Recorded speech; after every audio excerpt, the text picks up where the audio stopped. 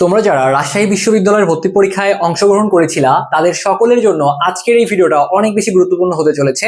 তোমরা ইতিমধ্যেই সবাই জেনে গিয়েছো তোমাদের রাজশাহী বিশ্ববিদ্যালয়ে কিন্তু সাবজেক্ট চয়েসের যে প্রক্রিয়াটা এটা কিন্তু শুরু হয়ে গিয়েছে। তো আজকে তোমাদের 22 তারিখ থেকে শুরু করে 28 ফেব্রুয়ারি 2026 পর্যন্ত কিন্তু তোমাদের সাবজেক্ট চয়েস দেওয়ার এই প্রক্রিয়াটা চলবে। তো আজকে আমি তোমাদেরকে বলার চেষ্টা করবো যে কিভাবে তুমি সাবজেক্ট চয়েস লিস্ট সাজাবে, কোন সাবজেক্টটাকে তুমি উপরে রাখবে বা কোন সাবজেক্টটাকে তুমি নিচে রাখবে, এই বিষয়ে তোমাকে আমি বিস্তারিত একটা গাইডলাইন দিয়ে দিব এবং সাবজেক্ট চয়েস লিস্টটাও তোমাকে বলে দিব। ওকে, তো একটু মনোযোগ সহকারে আজকের ভিডিওটা কন্টিনিউ করবা। যারা এখনো আমাদের স্বপ্নের পাঠশালা সাবস্ক্রাইব করো নাই, পরবর্তী সকল গাইডলাইন সাজেশন ক্লাস সবার আগে পাওয়ার জন্য একটু কষ্ট করে সাবস্ক্রাইব করে আমাদের পাশেই থাকবা। ওকে, সো প্রথমত যে বিষয়টা মাথায় রাখবা সেটা হচ্ছে তোমাদের সাবজেক্ট চয়েস কিন্তু শুরু হয়ে গিয়েছে। তোমরা যারা এই 22 থেকে 28 ফেব্রুয়ারি 2026 মধ্যে সাবজেক্ট চয়েস দিতে ব্যর্থ হবে তারা কিন্তু রাজশাহী বিশ্ববিদ্যালয়ে পরবর্তীতে আর পড়ার সুযোগ লাভ করবে না। তাহলে তোমার যদি স্বপ্ন যে ভাই আমি রাজশাহী বিশ্ববিদ্যালয়ে পড়তে চাই, আমি মোটামুটি পাস করেছি, তাহলে অবশ্যই তোমাকে রাজশাহী বিশ্ববিদ্যালয়ে সাবজেক্ট চয়েস দিয়ে রাখতে হবে। তো সাবজেক্ট চয়েস দিয়ে রাখার পর পরবর্তীতে তারা কিন্তু মেরিট লিস্ট প্রকাশ করবে। তো আশা করা হচ্ছে রাজশাহী বিশ্ববিদ্যালয়ে অনেক দূরের পজিশন থেকেও তোমার একটা সাবজেক্ট চলে আসবে। তারপরেও যাদের রাজশাহী বিশ্ববিদ্যালয়ে সাবজেক্ট চলে আসবে না, হতাশ হওয়ার কোনো সুযোগ নাই। সামনে আমাদের জিএসটি বা গুচ্ছ ভর্তি পরীক্ষা রয়েছে। ছোট্ট একটু মার্কেটিং করে নেই, আমাদের জিএসটির জন্য কিন্তু এখন কম্প্যাক্ট রিভিশন ক্লাস চলতেছে। কম্প্যাক্ট রিভিশন ক্লাস কি, যারা প্রিপারেশন ভালো মতো নিয়েছো তারা তো এই ক্লাসগুলো বুঝতে পারবা, এবং যারা এখনো ভালো মতো পড়াশোনা করো নাই বা কোনো কন্টেন্ট গুছাইতে পারো নাই, তারা যদি আমাদের ফিজিক্স, কেমিস্ট্রি, ম্যাথ, বায়োলজির এই 24টা লাইভ ক্লাস করতে পারো, তাহলে তুমি এখনো শূন্য থেকে একটা গোছানো প্রিপারেশন নিয়ে গুচ্ছে টপ পজিশন করতে পারো। সো আমাদের এই ব্যাচে কিন্তু কোর্স ফি এখন মাত্র আমরা 1200 টাকা করে ভর্তি নিচ্ছি। যারা তোমরা ভর্তি হবা তারা আমাদের এই যে নাম্বারটা দেখতে পাচ্ছ, এই নাম্বারে আমাদের সাথে হোয়াটসঅ্যাপে কথা বলে ভর্তি হয়ে যেতে পারবা, এবং তোমাদের সকলের কথা চিন্তা করে আরো 200 টাকা ডিসকাউন্ট দিয়ে আমরা মাত্র 1020 টাকায় ভর্তি নিব। জাস্ট আমাদের এই নাম্বারে কথা বলে তোমরা ভর্তি হয়ে যেতে পারো। এখন আসো আমরা মেইন ব্যাপারগুলো নিয়ে কথাবার্তা বলার চেষ্টা করব। তো রাজশাহী বিশ্ববিদ্যালয়ে তোমাদের কিন্তু এবছর 2টা শিফটে পরীক্ষা হয়েছে। রাজশাহী বিশ্ববিদ্যালয়ের সি ইউনিটে আগে ব্যাপারগুলো বুঝবা। রাজশাহী বিশ্ববিদ্যালয়ের সি ইউনিটে সব মিলিয়ে তোমাদের 1540টার মতো আসন সংখ্যা রয়েছে। সব মিলিয়ে আসন রয়েছে 1540টা। কিন্তু যেহেতু 2টা শিফটে পরীক্ষা হয়েছে, একটা হচ্ছে শিফট 1 আর একটা হচ্ছে শিফট 2।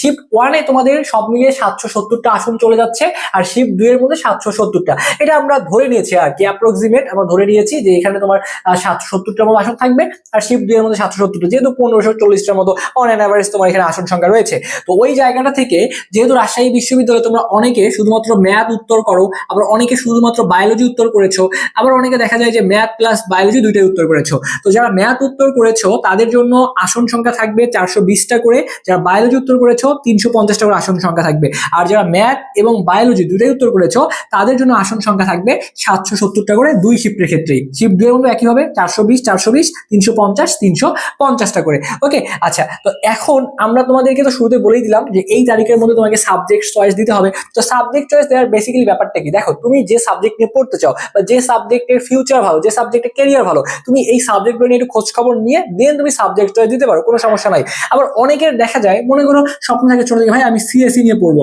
আবার দেখা যায় অনেক স্বপ্ন থাকে যে ভাইয়া আমি ফার্মেসি নিয়ে পড়বো। ঠিক আছে, তো এই যে ফার্মেসি নিয়ে পড়বো, তো এই যে তোমার যদি কোনো পছন্দের সাবজেক্ট থাকে যে ভাই আমাকে এই সাবজেক্ট নিয়েই পড়তে হবে, সেক্ষেত্রে তুমি সেই সাবজেক্টটা সবার উপরে দিতে পারো। কারণ সাবজেক্ট চয়েসের ক্ষেত্রে ধরো কথার কথা আমি এখানে তোমাকে একটা জিনিস বুঝাই, ধরো তুমি সাবজেক্ট চয়েস দিয়েছো, তৈরি করে ফেলেছো, তুমি সাবজেক্ট চয়েসে একদম মনে করো যে নিচের দিকে যদি টপ সাবজেক্ট রাখো তাহলে ঝামেলাটা কি হবে। ধরো তুমি নিচের দিকে একদম নিচের দিকে তুমি কি করলে, একটা টপ সাবজেক্ট রাখলা, তোমার প্রথমেই সেই সাবজেক্টটা চলে আসলো, কিন্তু সাবজেক্ট চয়েস উপরের দিকে তুমি কি রাখছো, যেগুলো ডিমান্ড কম বা যে সাবজেক্টগুলো তোমার পড়ার ইচ্ছে নেই সেগুলো উপরের দিকে রাখছো। তাহলে কি হবে, তোমার প্রথম দিকে তোমার সাবজেক্ট তুমি পেয়ে গেলো, নিচের দিকে সাবজেক্ট পেয়ে গেছো, কিন্তু এগুলো মাইগ্রেশন হয়ে যখন উপরের দিকে আসবে তখন তুমি উপরের দিকে যে সাবজেক্টটা রাখছো, কম ডিমান্ডে যে সাবজেক্টটা রাখছো সেগুলোই কিন্তু চলে আসবে। মাইগ্রেশন সবসময় মনে রাখবা, মাইগ্রেশন সবসময় নিচ থেকে উপরের দিকে হয়। এই জন্য যে কাজটা করতে হয়, একদম উপরের দিকে সবসময় ডিমান্ডেবল সাবজেক্টগুলোকে রাখতে হয়। কারণ তুমি যদি নিচের দিকে ডিমান্ডেবল সাবজেক্ট রাখো, কথার কথা তোমার প্রথমেই চলে আসলো, ঠিক আছে, এর পরবর্তীতে যে মাইগ্রেশন হয় কিন্তু উপরের দিকে আসবে, তাহলে উপরের দিকে কম ডিমান্ডেবল সাবজেক্ট নিয়ে পড়তে হবে। তো এই জন্য এই কাজটা কখনোই করা যাবে না। যেভাবেই সাবজেক্ট চয়েস লিস্টটা তুমি সাজাও না কেন, সবসময় উপরের দিকে রাখবা ডিমান্ডেবল সাবজেক্ট, নিচের দিকে রাখবা কম ডিমান্ডেবল সাবজেক্টগুলোকে। আর তোমার যদি স্পেসিফিক কোনো সাবজেক্ট থাকে যে ভাই আমি এই সাবজেক্ট নিয়ে পড়তে চাই, তাহলে তুমি সেই ক্ষেত্রে সেই সাবজেক্টটাকে উপরে রাখতে পারো, যাতে করে তোমার প্রথম দিকে নিচের দিকে সাবজেক্টগুলো আসলেও মাইগ্রেশন করে যেন উপরের দিকে সাবজেক্টটা তোমার চলে আসে। তো এই ব্যাপারগুলো একটু তোমাকে বুঝতে হবে। তো যেহেতু তোমরা রাজশাহী বিশ্ববিদ্যালয়ে অনেকে ম্যাথ উত্তর করেছো, অনেকে বায়োলজি উত্তর করেছো, আবার অনেকে ম্যাথ প্লাস বায়োলজি উত্তর করেছো, তো আমি তোমাদের তোমাদেরকে 3 ক্যাটাগরির শিক্ষার্থীদেরকেই আজকে সাবজেক্ট চয়েস লিস্টটা সাজিয়ে দেবো। প্রথমেই দেখো, যারা তোমরা শুধুমাত্র ম্যাথ উত্তর করেছো তারা কিভাবে সাবজেক্ট চয়েস লিস্টটা সাজাবা। তোমাদের ক্ষেত্রে প্রথমেই রাখবা তোমরা সিএসসি সাবজেক্টটাকে রাখবা, এরপরে ত্রিপলি রাখবা, এরপরে দেখো applied chemistry and chemical engineering এই সাবজেক্টটা রাখবা। তোমরা চাইলে একটু কম বেশি করতে পারো, বাট এটা আমি তোমাদেরকে একটা আদর্শ ফর্ম দিয়েছি, তোমরা এটা সাজাইতে পারো, কোনো সমস্যা নাই।